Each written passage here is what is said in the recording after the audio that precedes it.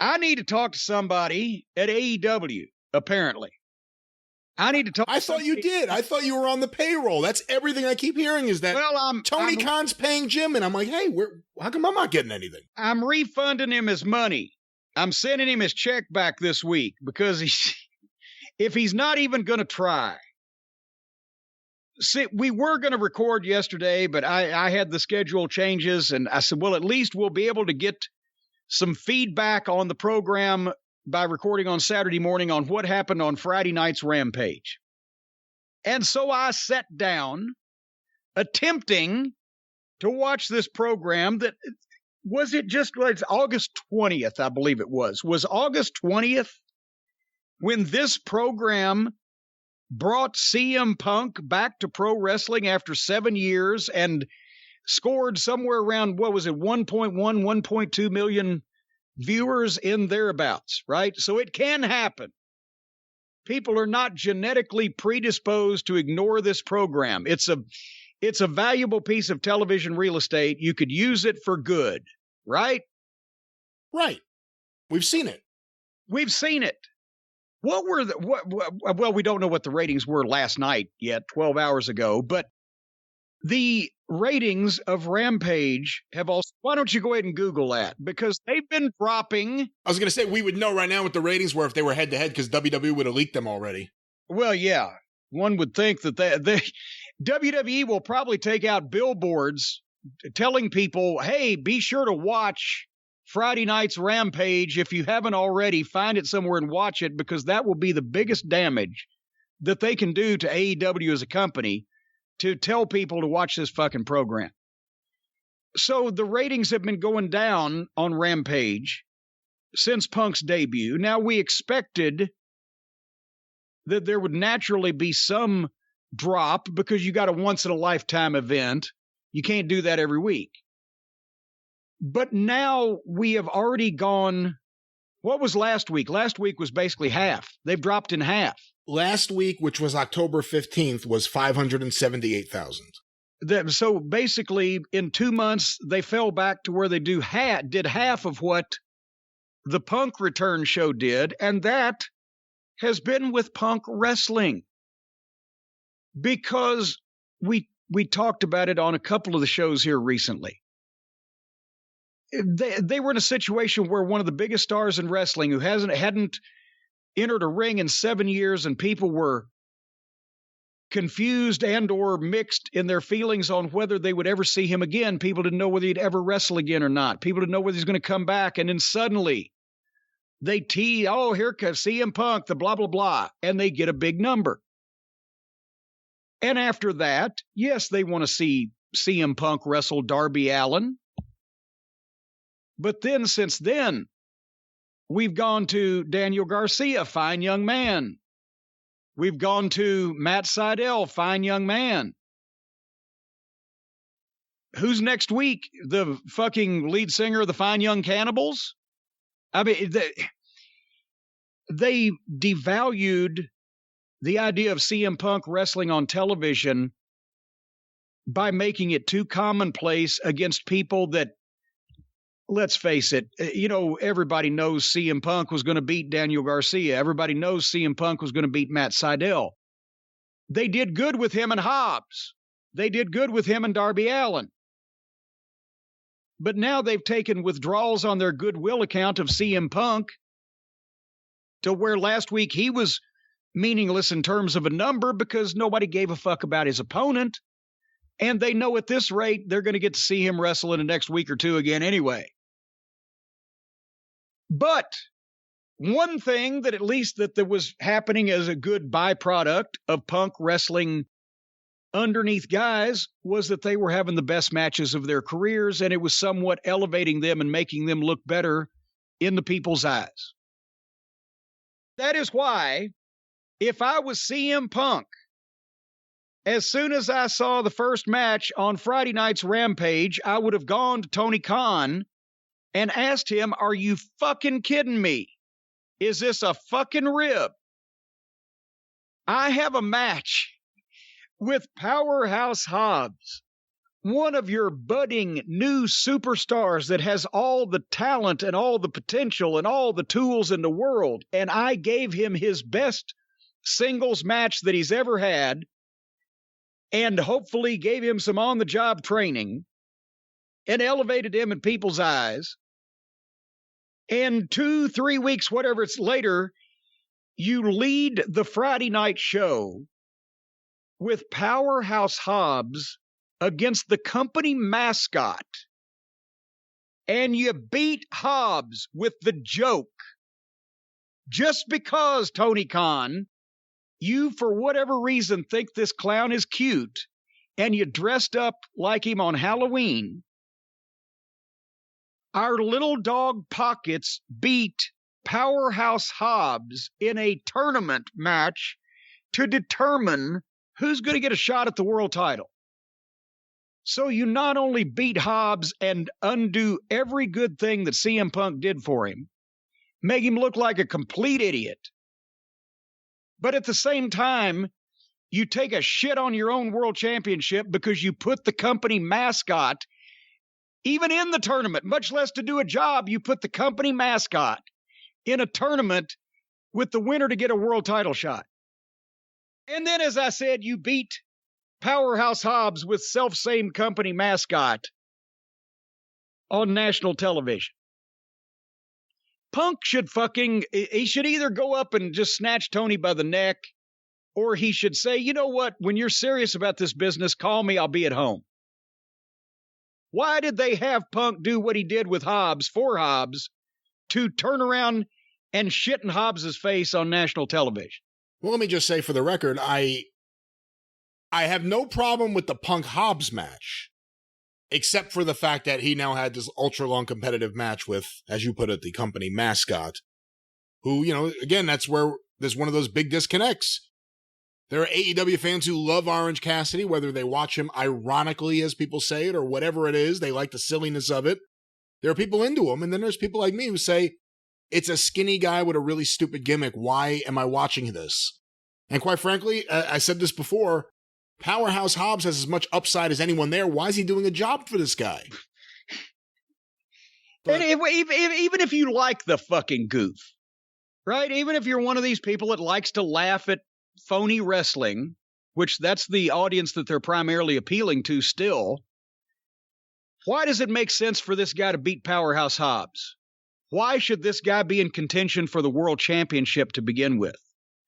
Does anybody really think that, and I mean, although I will catch that statement before it even comes out of my mouth, yes, Tony Khan may be insane enough to put the world title on this fucking idiot at some point.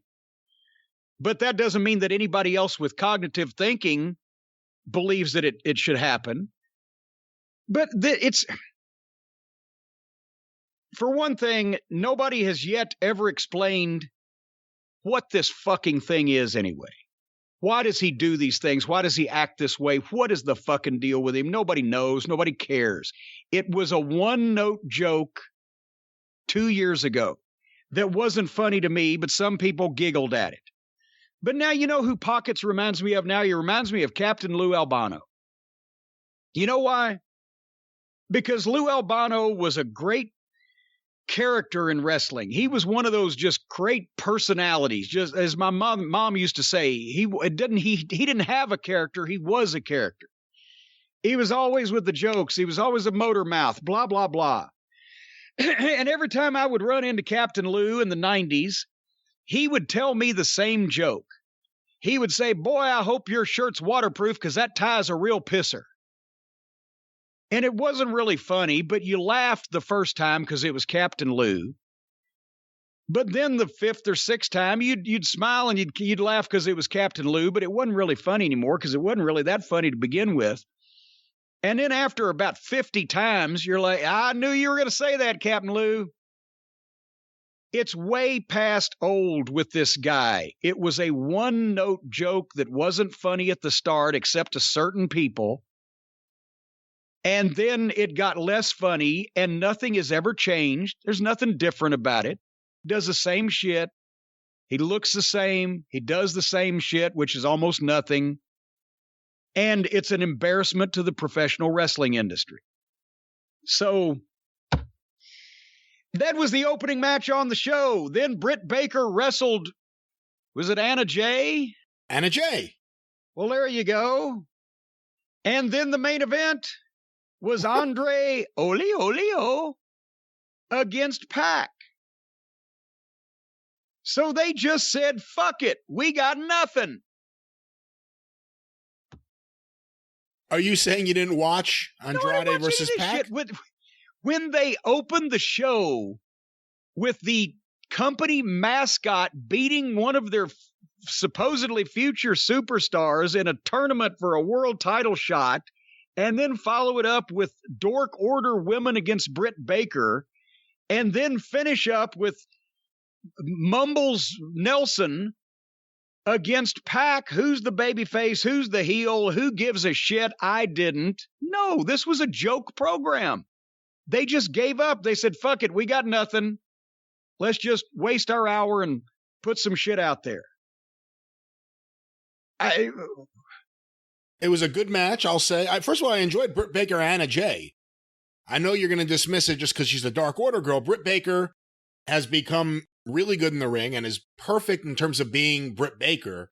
And Anna Jay shows a ton of potential for someone who's only been wrestling a couple of years and only had a handful of matches before she started in AEW. I thought it was pretty good. And then, you know what? And I like Britt Baker and her promos and everything. If there had been a legitimate match in the first segment, then I would have watched the girls, because it's only an hour show and it's not that long of a time. But after I'd had to skip through, because I refuse to watch the shit, I'm not going to watch this fucking guy. After I had to skip through pockets, then they give me a girls match. I'm wanting to see what it is about this program, the reason that I was watching it. So when I've got to, the main event is Andre and Pac, fuck it, I'm done. Well, what you missed was, it was a pretty good match. You probably would not have liked it. But the lights go out. Malachi Black is in the ring. You don't know whose side he's on. And then him and Andrade beat up Pac until the big save from Cody Rhodes, running in a black shirt from the crowd because he learned his lesson with wearing white. And, of course, that Miami crowd, which would have popped at anything. We saw that in the last couple of weeks. This was taped in Miami. They gave Cody a little bit of a pop. It'll be really interesting tonight as we are recording Dynamite. It's Cody versus Malachi. How are people going to react to Cody going forward? It was a situation where I felt like they forced it. You know, it's one of those situations where a guy runs in, he's the babyface automatically. So you're not going to really boom unless you completely hate him. And that Miami crowd wasn't going to do that to anyone except Dan Lambert.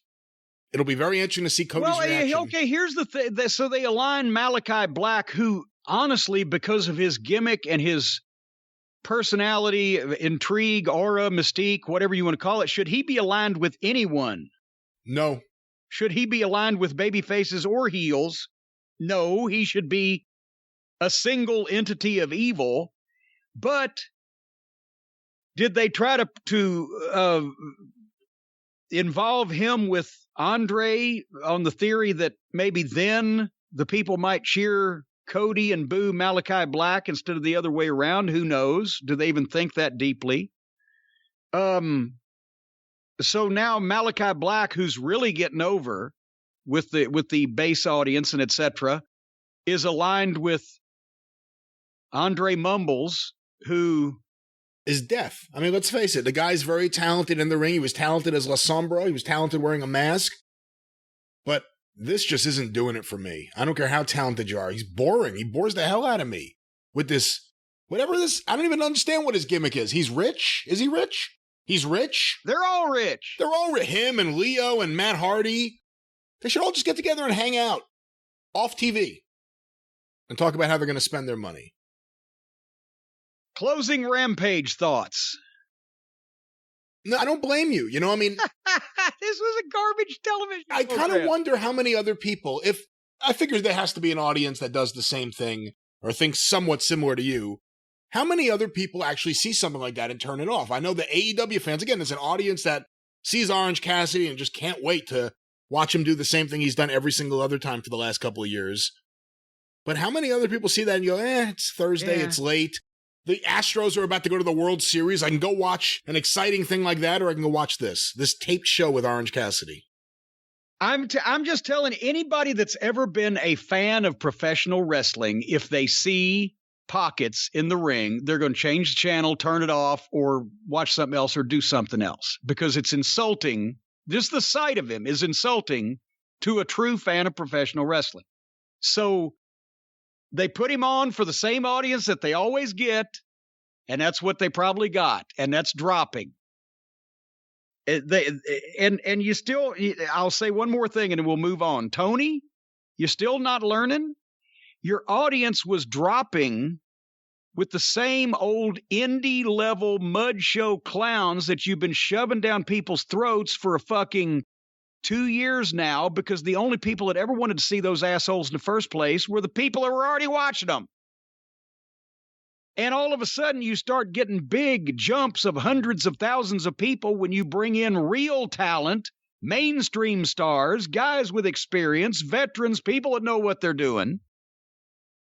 And then you got an hour of national television time on a Friday, and you lead it off with burying one of your only homegrown potential superstars, making your world championship look bad, and making anybody besides the most desperate for entertainment of your base audience turn the show off because it features your fucking favorite mascot. Jesus Christ. Well, if you can't watch Rampage on Friday night, that means you have an extra hour in your week, and you can devote that to some of the fine podcasts from the Arcadian Vanguard Podcast Network. Right, oh great Brian? Oh, what a delicious idea. And I want to thank you and encourage everyone to do just that. If you've given up on Rampage, give in to us. Succumb to Arcadian Vanguard to get information Acquiesce, if you will, to us. Acquiesce, and of course get information about all the shows on Twitter at Superpodcast, or work together on Facebook at facebook.com/Arcadian Vanguard. A few notes. We're going to be talking some Mid-South Wrestling on the Jim Cornette shows in the upcoming weeks. So right now, go check out the Mid-South Wrestling Television Review Podcast with myself and Mike Mills, a week-by-week look at Mid-South Wrestling Television from the end of 1981. Right now, we are in the end of 1983, including the debut of Jim Cornette and the Midnight Express. Catch up on all the shows at midsouthpod.com, available wherever you find your favorite podcasts. Also want to make mention of Breaking Kayfabe with Bowdrin and Barry. It is Jeff Bowdrin's birthday this week. Happy birthday!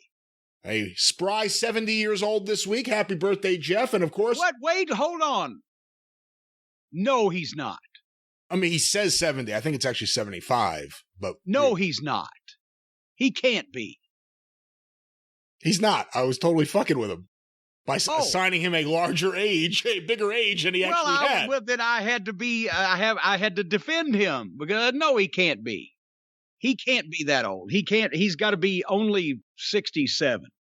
Well, obviously, someone is here on this show defending Jeff Bowdrin, but will anyone defend him on Breaking Kayfabe this week, where him and Barry Rose speak with Savio Vega? Hear that episode right now at bowdrinpod.com, available wherever you find your favorite podcasts. Do you know what Dutch Mantell told me about Savio Vega? I never knew this until he told me while we were all together in TNA Wrestling. No. He said Savio has a twin brother. Because, Savio's real name is Juan Rivera. And he's got a twin brother, looks just like him. His name is Amal. But if you've seen Juan, you've seen them all. All right. Yeah, exactly. Boo. And by the way, on the topic of Jeff Bowdrin, a little bit of a correction here on the air. We talked about last week with the Luna Vachon Darkside episode, that photo of you and the unmasked Blackhearts from when you skipped out on going to the Bahamas. Yes. You mentioned that Jeff Bowdrin went to dinner with you guys. I think he did, didn't he? Well, I heard from Pete Lederberg, who says, not only was I there, I took the photos. Pete Lederberg was there, too. I remember that.